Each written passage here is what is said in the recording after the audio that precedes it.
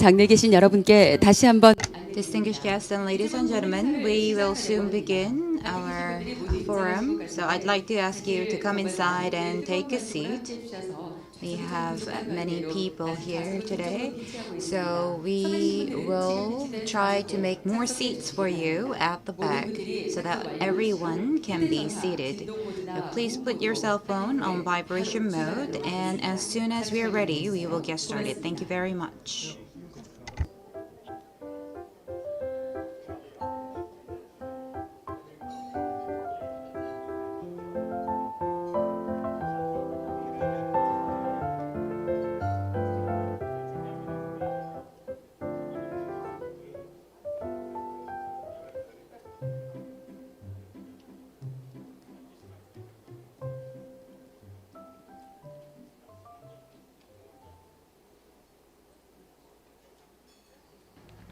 "76 years ago, the United Nations was created as a vehicle of hope for a world emerging from the shadow of a catastrophic conflict. Today, the women and men of the UN carry this hope forward around the globe. COVID-19, conflicts, hunger, poverty, and the climate emergency remind us that our world is far from perfect. But they also make clear that solidarity is the only way forward. We need to come together to tackle great challenges and advance the Sustainable Development Goals.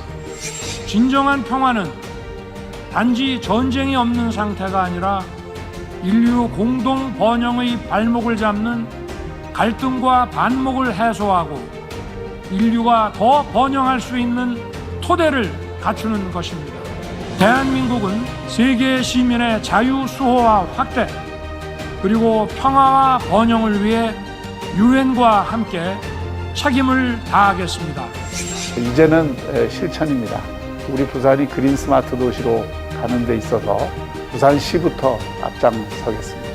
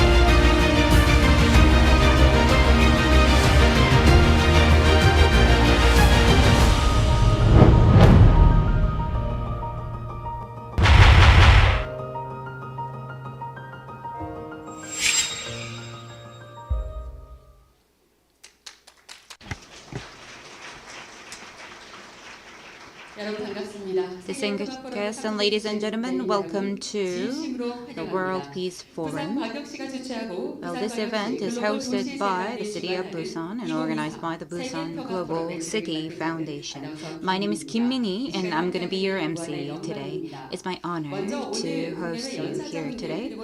Now, I would like to extend my deepest gratitude to our speakers from home and abroad as well as all the participants. So let me talk a little bit about our event forum. So this is our 5th forum held under the theme of World Without War, Strategies for Global Peace and Cooperation. And we would like to talk about how we can cooperate so that we can create a better world. This forum is held both online and offline with a special dialogue broadcast live on the Busan Global City Foundation's YouTube channel. So first, I would like to introduce our distinguished guest and then move on to the forum in earnest. We have special talk and we have special sessions afterwards. So make sure you stay with us until the end. Now, I would like to extend my deepest gratitude and introduce our distinguished guests.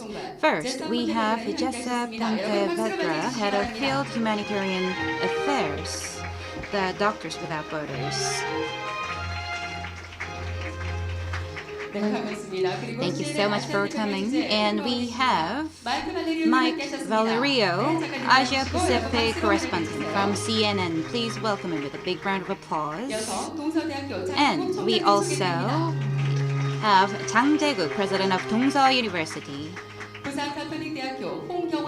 We also have Hong Kyung-won, president of Busan Catholic University. Seo Jung-in, director of United Nations Memorial Cemetery in Korea. And of course, we have Jeon Yong-woo, CEO of Busan Global City Foundation. So we have many more distinguished guests here today. And as you can see, we have so many distinguished guests, but because of time limitation, we have prepared a list of our guests here. So why don't we give a big round of applause to all our guests and participants. Next, we have an opening speech by Mayor Park Kyung-jun of Busan Metropolitan City. And because of his schedule, he wasn't able to attend today, so he sent us a video message. Please watch. 2024 부산 UN 위크 세계 평화 포럼에 참여하신 내외 기빈 여러분께 환영과 감사의 말씀을 드립니다. 장제국 동서대학교 총장님, 홍경환 부산 카톨릭대학교 총장님을 비롯해 부산을 찾아주신 마이크 발레리오 CNN 아시아 태평양 주재 특파원님, 제사 폰테베드라 국경 없는 의사회 현장의료부분 총괄자님, 특별 강연해 주실 배우이자 작가이신 차인표님께도 감사의 말씀을 드립니다.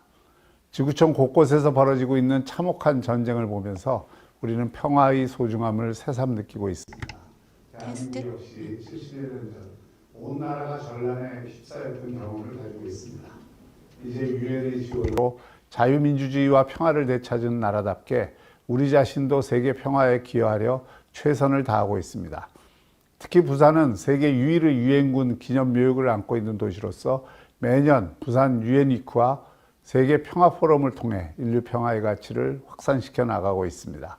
부산은 또한 부산이 가진 지경학적 장점을 바탕으로 글로벌 허브 도시로 도약할 계획을 힘차게 추진하고 있습니다.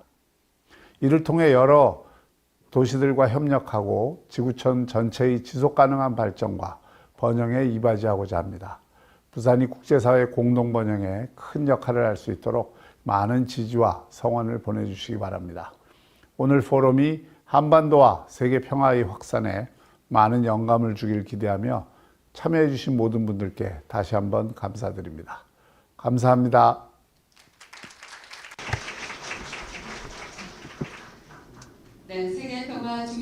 Thank you, Mayor, for your video message and for sharing the vision of Busan.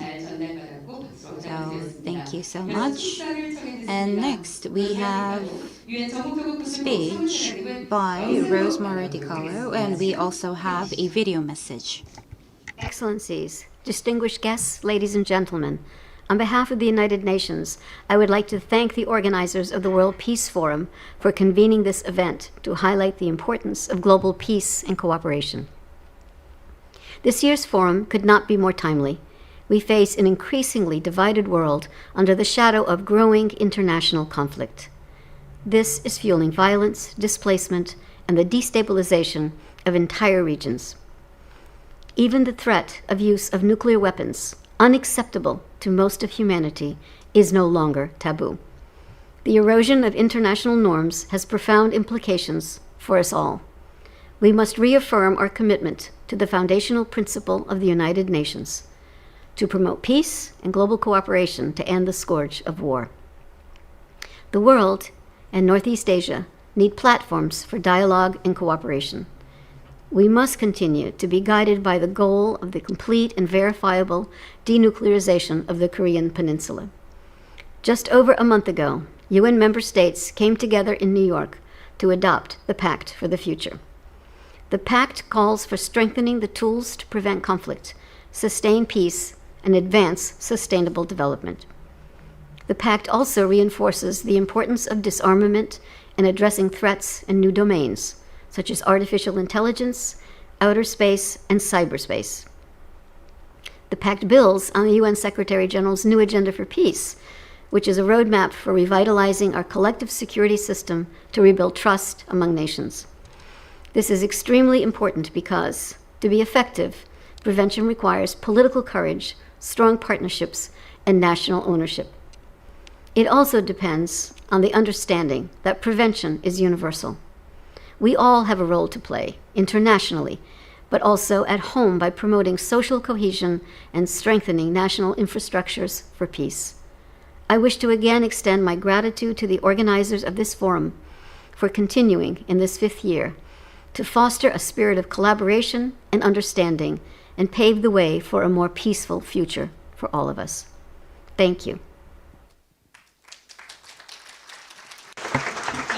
Thank you. That was Rosemary DiCarlo, UN Secretary General of the Department of Political and Peacebuilding Affairs.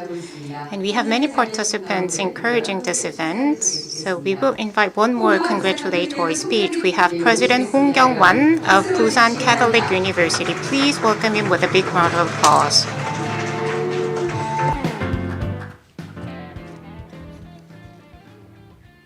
축사는 좀 빨리 해야 So I will have to expedite because many people are waiting, but already our mayor and UN Secretary General have covered good things already.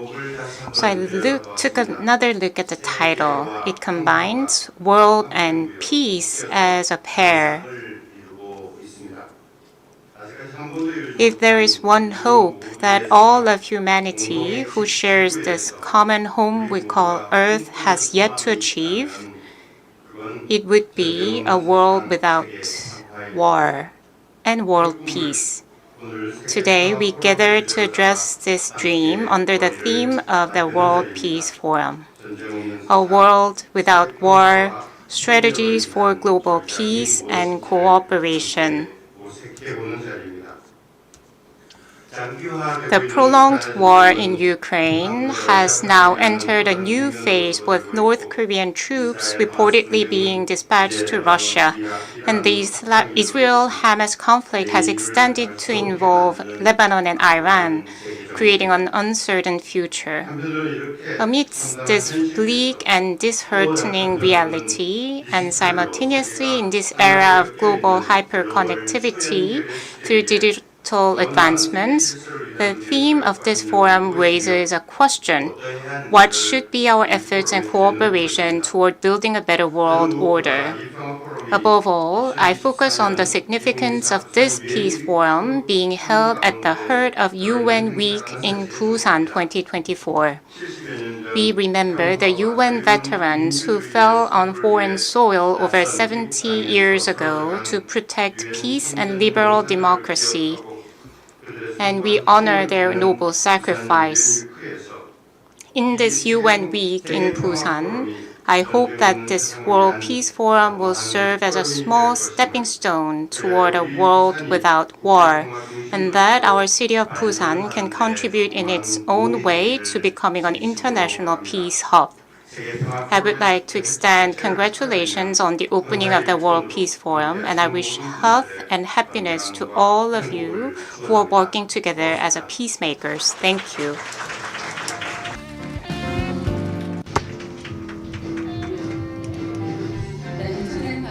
Well, thank Thank you so much for your warm welcome, and you share the meaning of today's event. So thank you so much. And as you can see, we're trying to arrange seats for our special session. So we have invited experts in many different areas, including media, medical, and education. The topic is our efforts in the hyper-connected era, and now I'd like to welcome our chair as well as our panelists to the stage.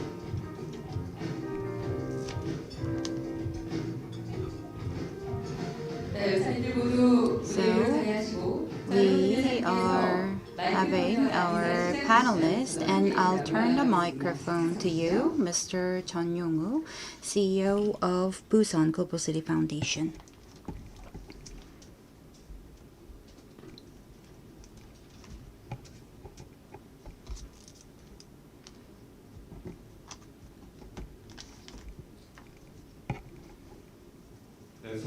Hello, everyone. My name is Chun Yong-woo from Busan Global City Foundation. The weather is a bit gloomy today. It's rainy, but we have so many people. Thank you so much for coming. Well, we have gloomy weather, but I am so filled with passion of my commitment with global peace. So it's very sunny in my heart. So Mayor Park Hyung-jun said that Busan is a city with a UN Memorial Cemetery. So this is a cemetery where we have 2,300 people, fallen heroes, during the Korean War. And it is very meaningful. We're holding this event. In 1950, with the outbreak of the Korean War, Busan became a provisional capital of South Korea, and we have accepted 300,000, actually over 1 million people who have fled from the different part of the Korea. And Busan served as a final stronghold in the defense of South Korea's freedom. Despite the devastation of war, it embraced people, and based on such a spirit, Busan has gained this identity as a port city, and it wished to become a global hub city focusing on global peace. And we have to think about the political and historical values, and we have to work together with the international society and civil society. So we have to listen to them. And for talents, we will have to support the facilities so that we can support their education. So NGO, civil societies, and universities. So these organizations can show the indicator, can be the indicator for the level of our movement. So let me introduce our panelists. We have Jang Jae-guk, president of Dongso University. We have Mr. Mike Valerio from CNN, Asia Pacific correspondent. And we also have Jessa Pontevedra, head of field humanitarian affairs at the Doctors Without Borders. So I will ask about 3 questions to each of you, but if we have long answers, there's a possibility of not asking enough questions to you. So I'd like to ask you to answer in 3 minutes so we can take as many questions as possible. So first question goes to President Jang Jae-guk of Dongso University.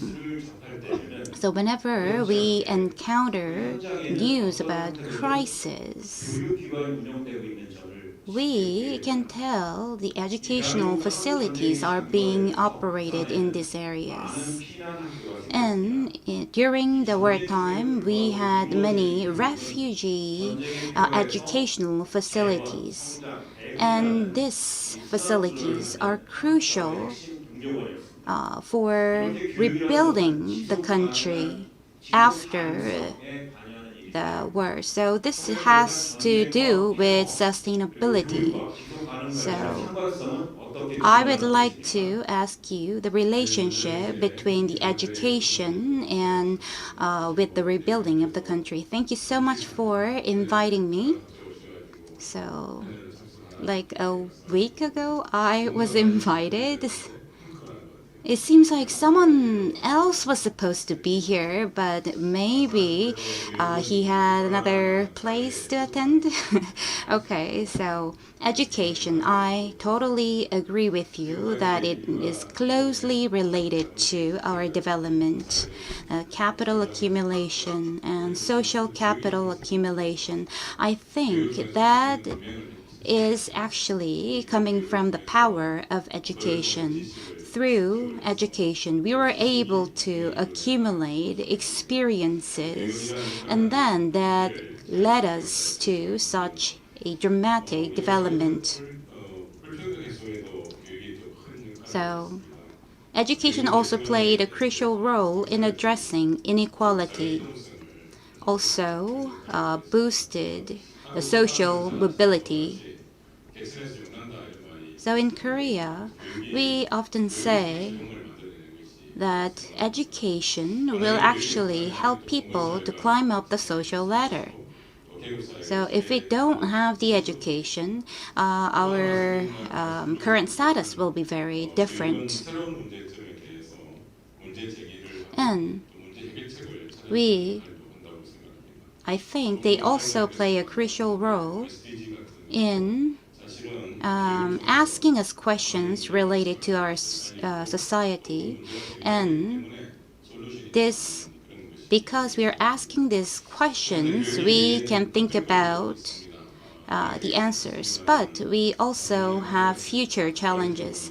But because we have only 3 minutes for each, so let me talk a little bit about the challenges of education. So the inequality. So those with enough capital and wealth will be able to get better education, and that will lead to stronger discrimination or disparity between classes. Because some people have less access to education, it will also lead to the conflicts in the future and less peace. And some people say we don't need to go to school because of AI. But the school education is not just about knowledge. We learn how to live in a society, in the school. So we have to learn how to live with people in order to maintain the global peace. So isolation is not really good, and isolation may lead to the national conflict or war. So thank you so much for your answer. So Mike and Jessa. So 개천에서 욕난다. That is a saying that the education will help us to move up the social ladder. So we say that they can be dragged from the stream, and that means that they can easily move up the social ladder because of the education. So that actually really contributed to addressing the inequality in Korea so that every single one of us can contribute to our society. 그래서 이 풍방 And next, I'll move on to the next question. 상을 We have Mr. Mike Valerio, CNN Asia Pacific correspondent who has won 8 Emmy Awards, bringing a wealth of experience in politics and distinguished track record. So good afternoon. 오케이. 안녕하세요. 초대해 주셔서 근데 이 시각에도 마이크 발레리오의 And many of your colleagues in CNN are dispatched to the field of battle or battleground, and they will have to share the stories of the field. And Mike, as far as I know, you have covered the North Korean troops dispatched to Ukraine, and now you're in Busan today.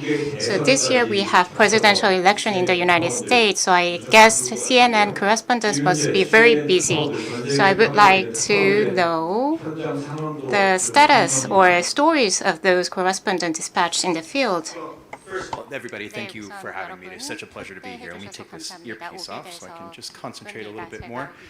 Yes, so we're very busy, but very busy here on the Korean Peninsula as well. So I arrived in June from Los Angeles, and it's my job to cover the tapestry of the Korean Peninsula, stories that are cultural here in South Korea, but also to wade into the world of geopolitics when the cross currents of what's happening in South Korea intersects with what's happening in China, the United States military, tensions on both sides of the demilitarized zone. And when we talk about conflict, when we talk about the horrors of war, tensions on both sides of the DMZ, I think that what CNN offers to the world that is so unique, and we're hoping to offer to our friends in Korea and throughout the Asia-Pacific region, well, we specialize two ways I'd like to think about it. Delivering clarity through chaos, number one, and also devoting resources, not just resources, but lives and careers towards the discovery and defense of truth. So that is the case certainly covering the election in the United States. But when we talk about conflicts and tensions specifically, bringing chaos or clarity through chaos, because of our size, we're able to have people from the Palestinian territories to Paju, where I'm standing right there on the Unification Bridge. So when we bring clarity to chaos, having people on the ground is essential. So in this age of misinformation, when people can say on X, when they can say on TikTok, oh my gosh, this is exploding, or like this is, this side is firing at that side. When you have people on the ground truth is so important. So what we do when we're on the ground, we immediately assess the ground truth for ourselves. We gather interviews from people who are experiencing the tensions or the conflict and war, the cross currents of the election in the United States, to bring as many perspectives as we possibly can to the discussion. And when we talk about the defense and discovery of truth, I think it's important for people to realize in this era of misinformation that what CNN brings to the world and tries to bring to the world every single day, we have teams of open source intelligence reporters who are based in Hong Kong, Atlanta, and London. Think of them as digital detectives who look at photos from conflict zones, who look at photos from North Korea, from North Korean state media, and they delve into the megapixels to see if anything has been altered, to see if there's any AI creation of photos that are fake that can lead to higher tensions. So it is our duty to be guardians of accurate information and to use our reputation being spread around the world when conflict, in order to get out of conflict, you need a clear vision of where you are in that moment in order to find a possible pathway out of it. It may seem like a very far path, as in the Middle East, as in 중동에서도 Myanmar, 그렇고요. Sudan, 미얀마, the 수단 tensions between North and South Korea. 마찬가지로 They need a clear understanding of 남북한의 where 갈등 you are 상황이 in 있죠. this 그래서 moment 현황을 to 잘 get 알아야 to 됩니다. a place of 어떻게 peace. 우리가 So 상황을 that is 나아갈 what 수 we see 있을지를 as our 알기 first 위해서 role at 지금을 CNN when 알아야 it 되죠. comes to 그것이 conflict and tension. CNN의 분쟁 지역의 보도의 원칙 1번입니다. 네, 아주 그 Well, that was on point. So during the war, or maybe the political turmoil, and across the world, we are seeing so much information, and within information, some people use the word fake news. And even if we have so much information, some of them are fake news, and some of them have a discriminatory perspective.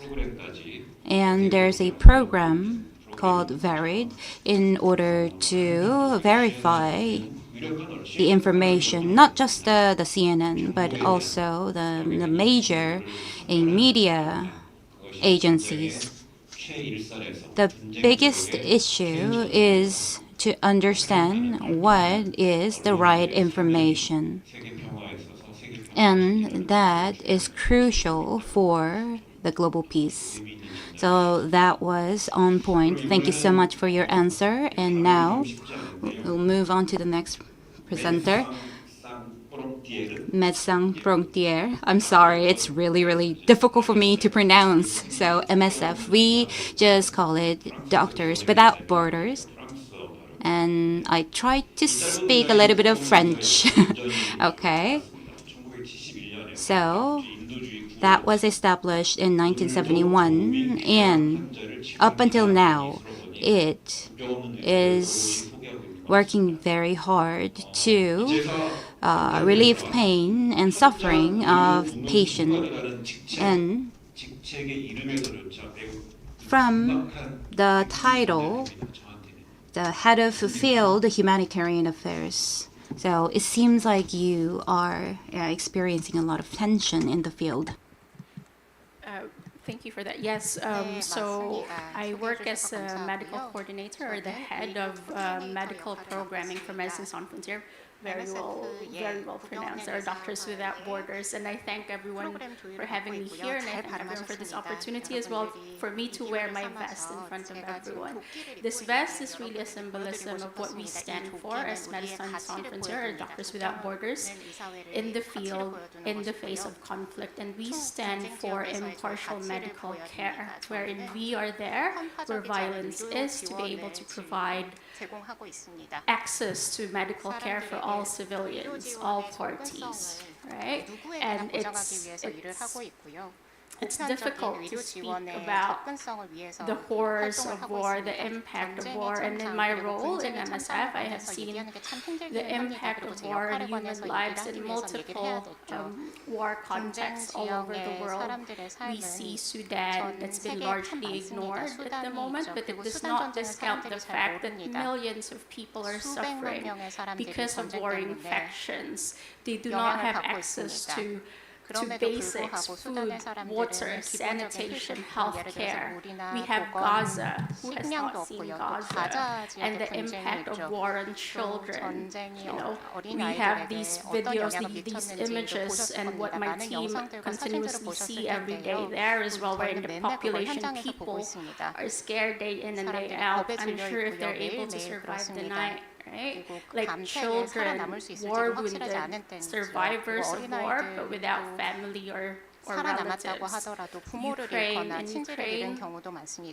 I was there during the beginning of the current conflict.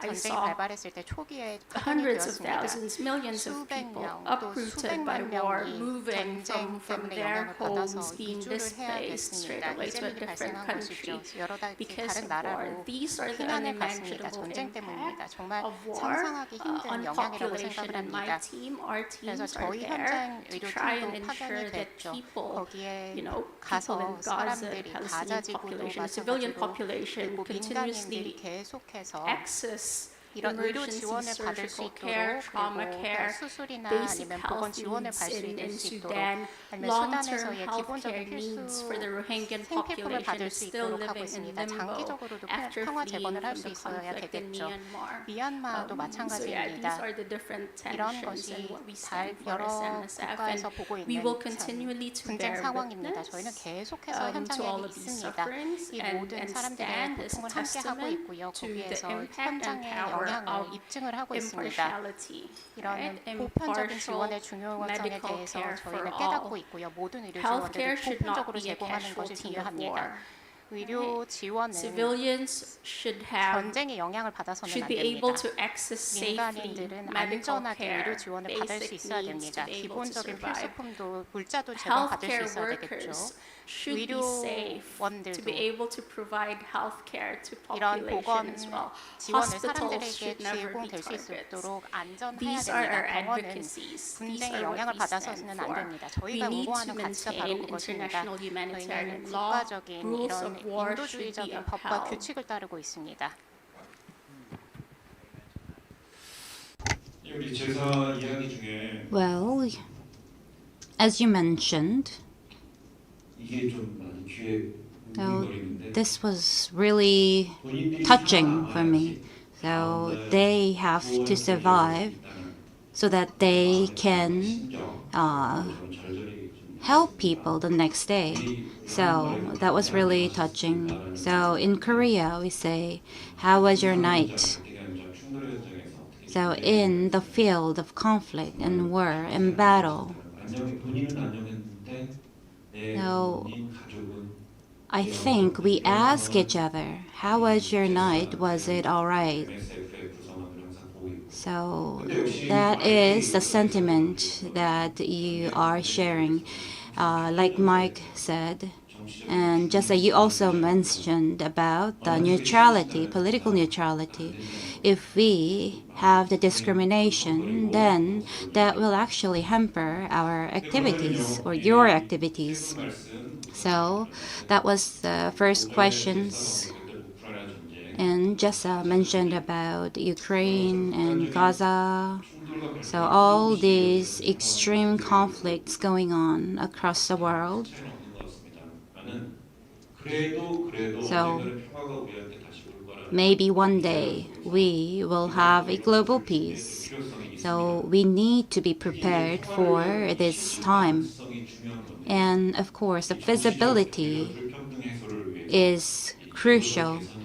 And to address various disparities, we need to have an open perspective and change public awareness. So now I would like to talk about our goals and what kind of activities. Fallen and Forgot.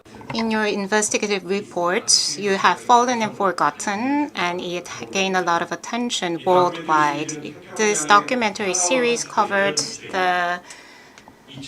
those who remain still buried, the fallen heroes of American World War II. And as you know, Busan has UN Memorial Cemetery, and there are fallen heroes, ashes of 2,300 fallen heroes. And you covered these stories and tell this story to the world, and you need to communicate with the public. And I guess you provide that crucial medium for delivering stories. So could you briefly explain the story that you covered through Fallen and Forgotten? Here in Busan, we have such a unique place in the world because we're a place of remembrance. And when you have these beautiful cemeteries, like here in Busan, in Normandy, this is a place for remembrance and for healing for future generations. So important to move past the horrors of war and to pause to think what sort of sacrifices could be made in future conflicts. So what we're seeing right here, this is Tarawa in the island nation of Kiribati, where Jessa has been before doing some of her critical work. So we took the idea of explaining what happens when remembrance, when memorializing is not there. What happens when that deeply unifying force in society If you're conservative or liberal, we are all very much unified through a sense of mourning from past conflicts. But what if that sense of mourning is not there or it's disrespected? So I want to show, it's a 3-minute and 45-second clip, forgive me, but it encapsulates our reporting. This was a preview clip before our first stories ran in 2017. So let's watch the clip to give you a better idea of this story and what happens when remembrance is violated. 왜 기념을 하지 못했을 때 문제가 무엇인지를 보여드리도록 하겠습니다.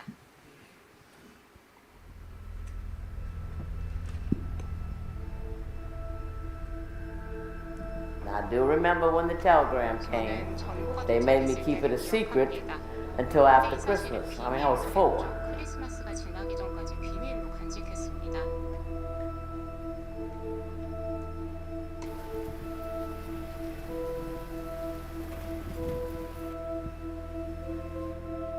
There are deep family wounds from this war and from this battle in particular.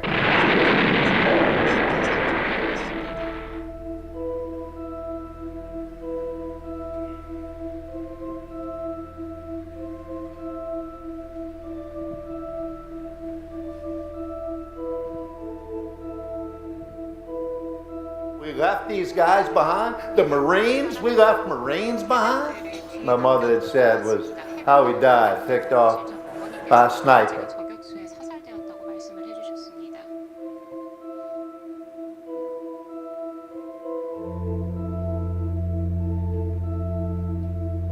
Some of our service members are under garbage. But the promise continues. The promise continues.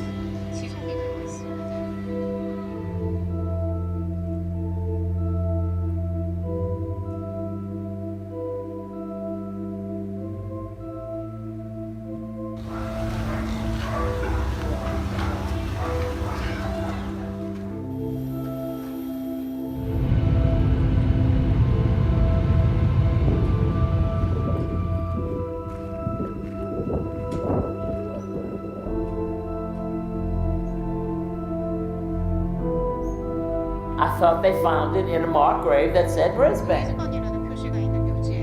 I was shocked that they really didn't know where he was all these years. They digging up GIs that have left 73 years later? People that need to know about this, because 73 years ago, we were in a real fight. There's partial human remains of the Marines still in the ground here. These are my brothers in arms. You know, I'm a combat veteran, and I wouldn't want my family to spend the rest of their days wondering where my body was. They were shocked that we were the first people to tell them that the final resting place for Howard was a parking lot. Any reaction to that? No reaction. The only thing I have to say to that is 70 plus years later, a lot has happened. The dead had done their job and they're in the ground somewhere and they just forgot about it. What's left to be excavated? This area. All right. And that's so underneath this concrete, yeah, in that area. there could still be Marines who are unclear. Quite possibly. So this is inside the burial trench. I'm 6'2", we're about 4 feet deep under the ground here. The next Marine who's going to be recovered is to my right. He's underneath the blue tarp, and we could see him recovered as early as tomorrow.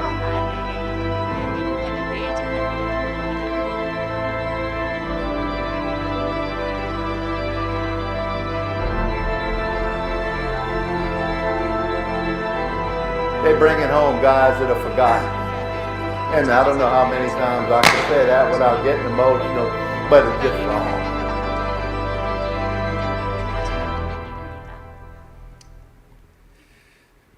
So, thankfully, that was a very isolated incident. Most Americans are told where their loved ones are buried after World War II, after the Korean War, but some are reporting we found are not. So in some, I hand it over to our other panelists, the work that we do here in Busan to remember is so critical. It is part of healing, and when that healing, when that sense of healing is violated, you saw in that family, it breeds anger, mistrust in the government, and when we're faced with new conflicts, you need that societal buy-in. We need to know that there's going to be no person left behind, but instead so many of those people on Tarawa were fallen and forgotten. They were left behind. So we just offer that. That was the newsroom I worked at before CNN in Washington, D.C. We offer that as an illustration of the work that we do here in Busan to remember our past conflict on the Korean Peninsula is critical. It's a critical unifying factor, and if we don't have it, it can lead to so much mistrust and a loss of something that's very powerful. Well, so if you take a look at the program, you can see the video as well as a translation, and I was able to read, learn and introduce are the words that he used, and excavating means that is introducing the missing truth or information to the public, and that is also about exploring the hidden truth. So that was very meaningful. So once again, thank you so much. And next, I'll turn the microphone to Jang Jae-guk.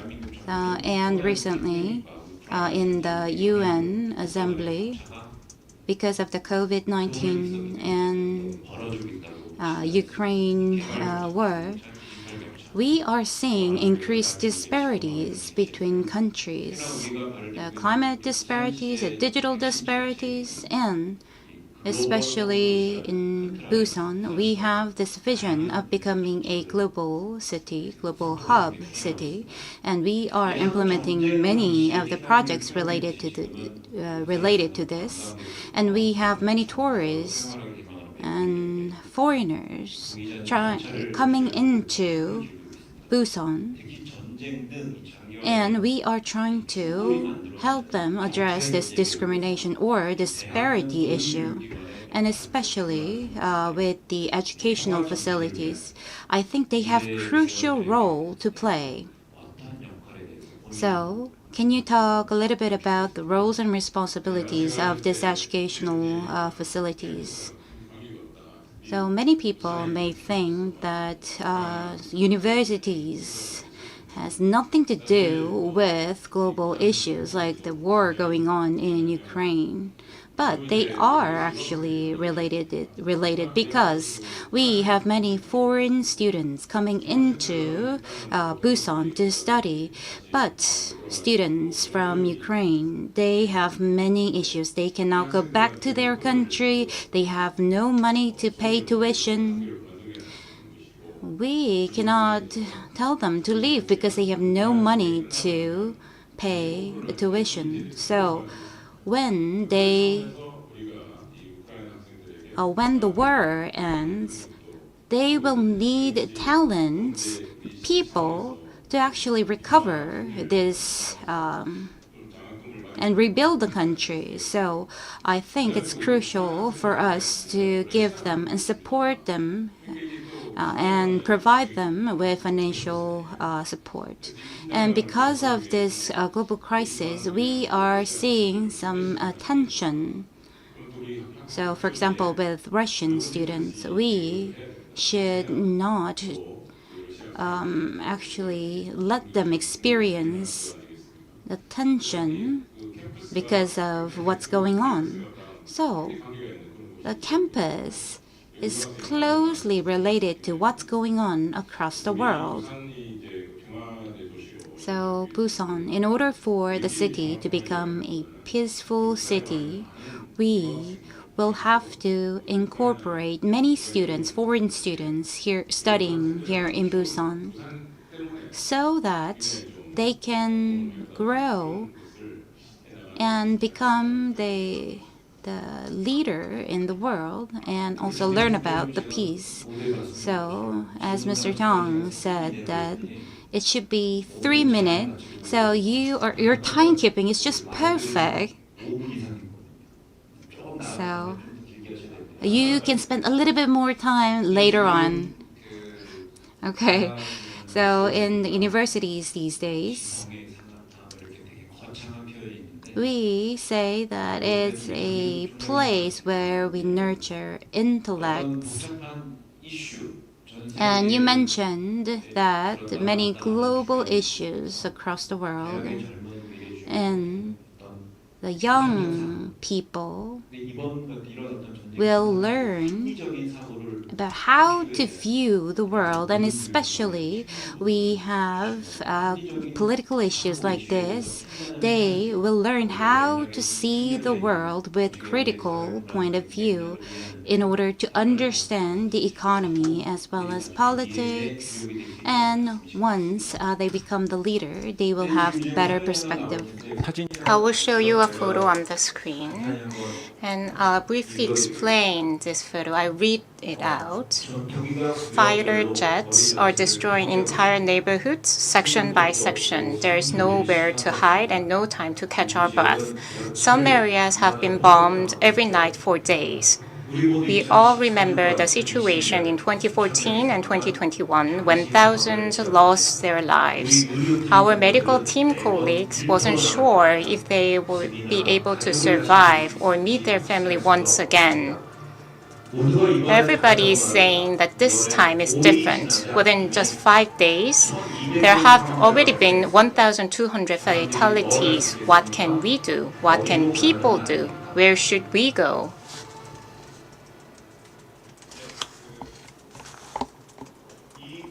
So this story was written by the colleague of Jessa.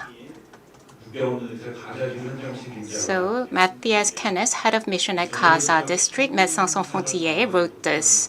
So even we didn't experience the war firsthand, but we can feel its devastation and horror. And I guess, Jessa, you have the first-hand experience, just like Matthias Kenneth. I think you can feel the same as what's felt by Matthias, right? Yes, absolutely. Sorry, that photo, I was in Gaza, that was taken in Gaza. Right? It hits differently because there's something about being in a war zone, in an active conflict zone, things that you see that you will never be able to unsee, right? Similar as my vest is unable to go back to its white original color. There's some things that we will never be able to unsee, and these are the horrific impact of war on people, not just on buildings, right? On health systems, on children, on futures. So, that photo, what Matthias, my colleague, has said, and what they're continuously living through right now, not just in Gaza, in Lebanon, in Ukraine, in Sudan, Syria, Yemen, Iraq, the Rohingya refugee population. I can go on and on and on and on. This is the situation now in the world, right? Like there's conflict everywhere, but there's still space for hope for peace to come.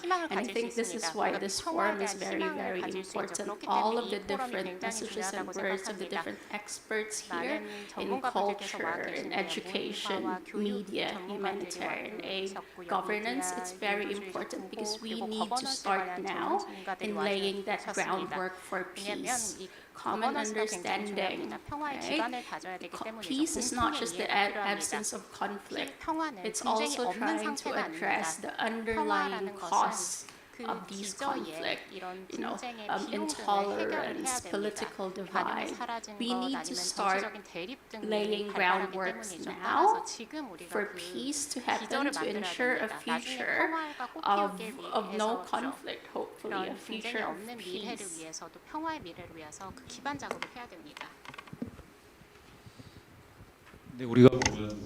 So, many humanitarian organizations, they go to different countries to build a house for them, and the Doctors Without Borders.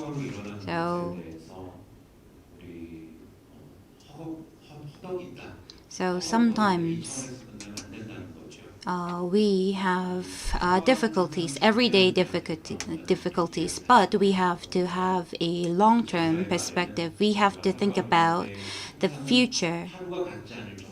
So every single day, even if we see the difficulties, but we have to have a longer view for communities, and that is actually similar to building a house.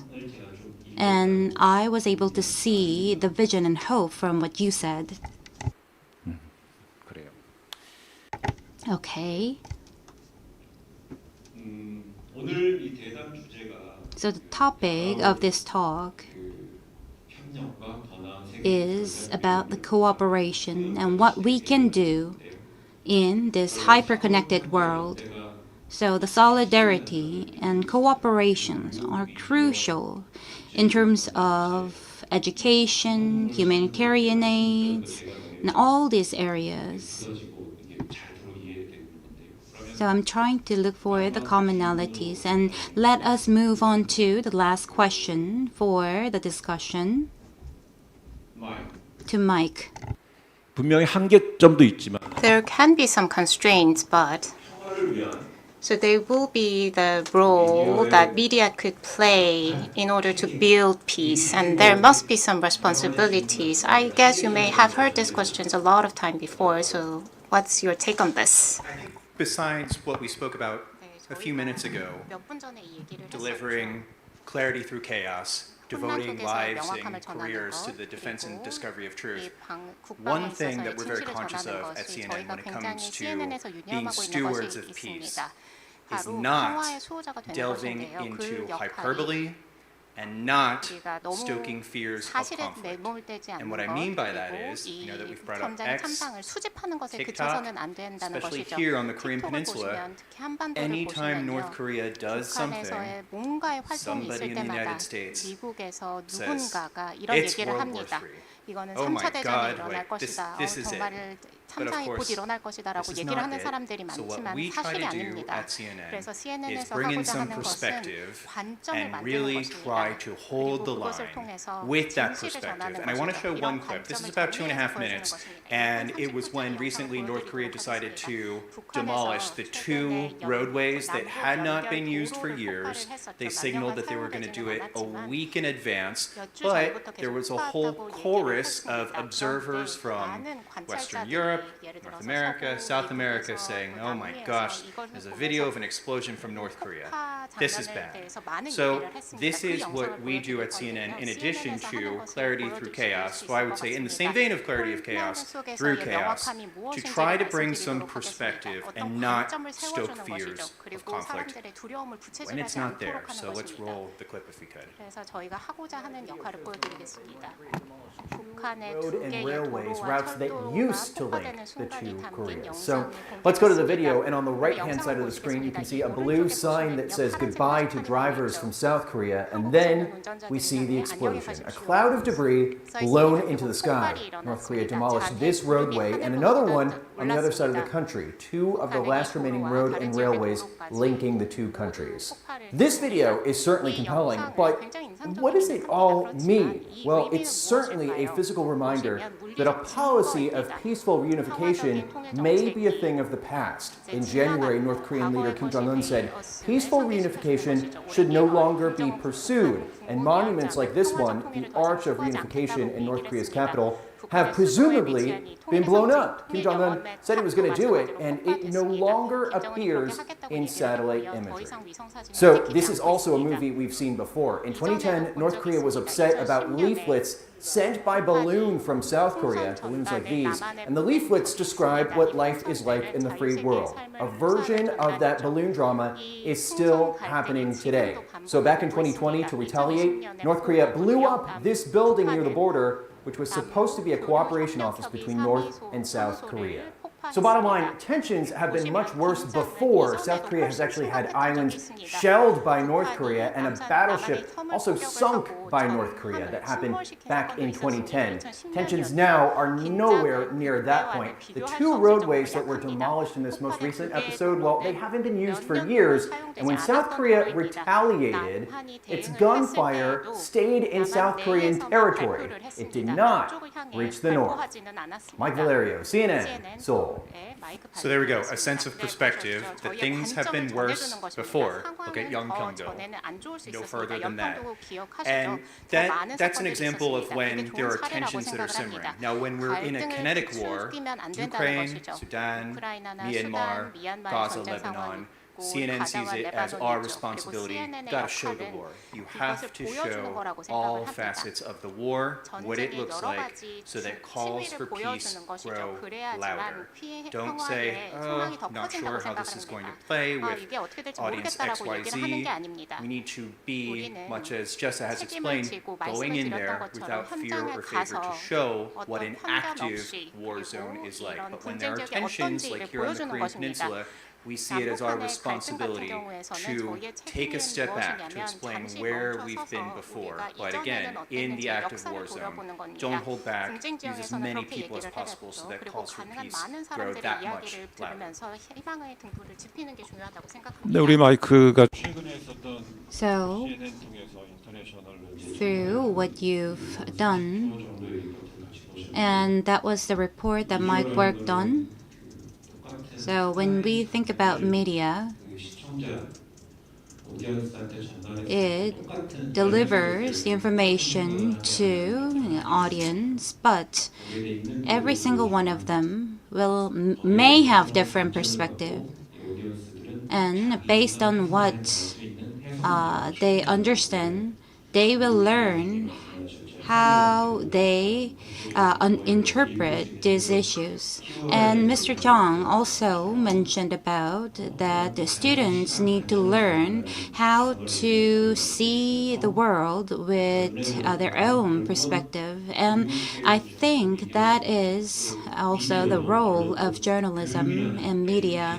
And media has and plays this role of training and giving education. And Jessa. So the same question goes to you. So previous year, you have covered this before. You've mentioned that we need to lay the groundwork for peace for the future. So in line with that context, could you share your final thoughts on this, on how to promote peace? As an emergency medical humanitarian organization, we address the immediate impact of war, right? Saving lives. Also, because of our proximity with our population, we are able to give back agency through hiring locally hired staff, right? This increases agency of the communities directly affected by war. It also it promotes resilience.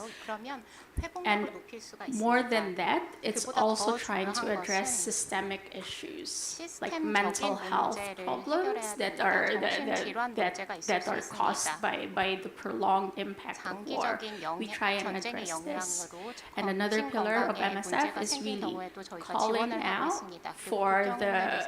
for international humanitarian law and the rules of war to be adhered to. This is very, very important. These are the norms that we need to keep following. Right? So these are the different things that plays as our role as an international medical humanitarian organization. We address the short-term medical needs. We save lives for the short term. We address long-term medical needs. We try and give back agency to the affected population.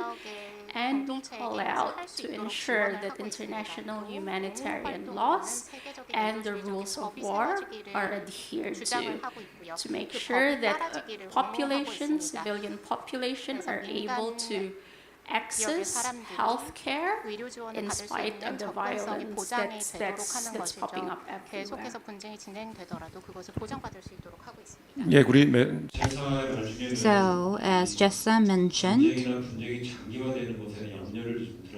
so there are concerns for prolonged war or conflict. And when that comes to an end, and after they leave, after the MSF leaves, so they don't have the structure or system. So after you leave, they should be able to learn how to stand on their own in the long term. So it's not really about showing the world we're helping them. So it is really helping them to learn how to fish. So how to rebuild and stand on their own. So thank you so much, Mr. Jong. So you have 1 or 2 more minutes. So we have the United Nations Memorial Cemetery in Busan, and Busan would like to become a hub city. So we would like to become a city of peace, and in order to do that, we are working together with our citizens. So I believe that this power of cooperation is very characteristics of Busan. Do you agree with me? Of course. So starting from yesterday till today, we had a meeting together with the meetings. We had a meeting with the presidents of universities, but 2 of them out of 50 were not able to come. They actually canceled, maybe because of the video that you showed, because they were worried about the political situation in Korea. So maybe they canceled. So especially in the Midwest, they actually think that Korea has a huge war.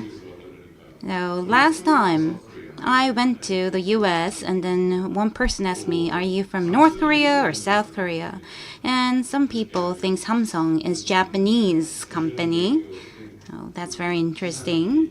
So whenever we have news articles or new coverage, some people don't know what's really going on in Korea. They do not have the whole picture. So from the educational perspective, we have universities in Busan, and we mainly focus on our relationship with major countries. So the issue is that we have not enough information or the knowledge about the Ukraine war or what's going on in the Middle East, because we do not learn a lot about these countries. So I think we need to open new classes addressing these issues. And it's really important to get rid of this seed for conflict. So from the young age, early age, we will have to understand different cultures. I think we need a lot of exchanges and experiences. If you go to Europe, there is a certain program that allows people, the European people, to go to different European countries, easily go to different universities to learn different cultures. So that is called Erasmus program. So I hope that Korean students have more opportunities for such an exchange so that they can learn more about different cultures. Now, I hope that Busan becomes a hub and create the Korean version of Erasmus program. Thank you. So today, the theme of today was hyper-connected era and our efforts. And Busan, we are not just talking about Busan here. we need exchange between different cultures and different political parties. And in the universities, teachers will have to teach to students, and the media's role will have to discriminate fake news and truth, because fake news can backfire. And I think media's role is really important for people to have their own perspective. And Mr. Chang mentioned the role of universities and how they can play a role in the hyper-connected era. Today, we have talked about our efforts in the hyper-connected era, cooperation for a better world, and we discussed different roles played by various fields. Even now, conflict and disputes arise across the globe. We don't know the cause, we don't know why, but there are conflicts across the world. Whether it be religious reason or humanitarian reason, we cannot tell why these happens. And we need to know the context of those conflicts. We need to have a critical thinking on why these happen. And in order to have that perspective, we have invited these three panelists so that we can have our own view. And I would like to thank them for sharing their insights. Through today's discussion, I guess many participants will feel the same, but our role in building peace is really important, and we need to play as an agent for peace. We need to participate. And I hope that you can engage in peace-building activities. I hope that this forum could have been a forum for that. I sincerely hope that through today's forum, Busan can work together with the international community to overcome these challenges and take another step forward to building global peace. So this is the end of my part.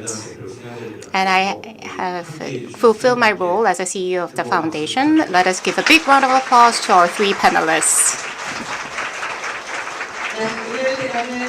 Once again, we had experts from different fields, and let us give a big round of applause to our moderator. We saw different roles played by media, medical fields, and education, and we could see that the different field experts are playing their best, doing their best to build peace in the future. I could feel that everyone empathized to this subject. We had a very precious forum because we could gather experts from different fields, and we have many participants coming from different fields. So we would like to take a moment to take a photo together. Our staff will guide you onto the podium, so we'll take a commemorative photo with our distinguished guests. 자, 연사님들을 포함해서 Together with our speakers and distinguished guests, please follow the escort of our staff and please come up to the stage. We will stand in 2 rows. 앞으로 당겨오시도록 안내. Please come forward and face the camera. 대표님, 총장님, 앞쪽으로 한 걸음 크게 나오실까요? 네. Just a step forward. Thank you. So we have the first row, and make sure you stand just widely, spread out just a little bit, spread out. Make sure you have more. So maybe one line is fine.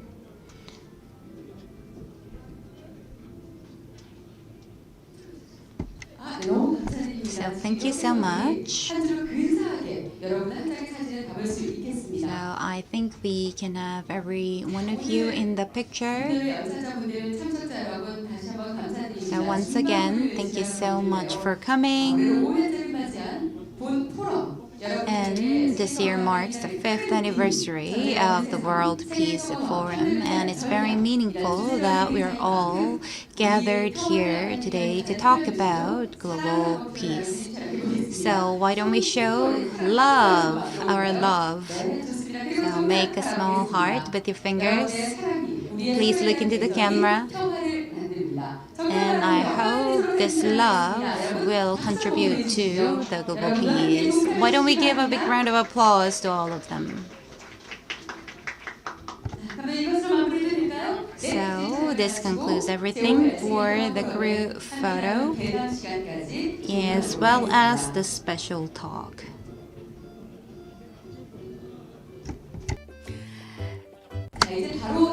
So we'll move on to the next session right away. Time really flies. So I am so honored to be here as an MC, and I think it is all the meaningful because we have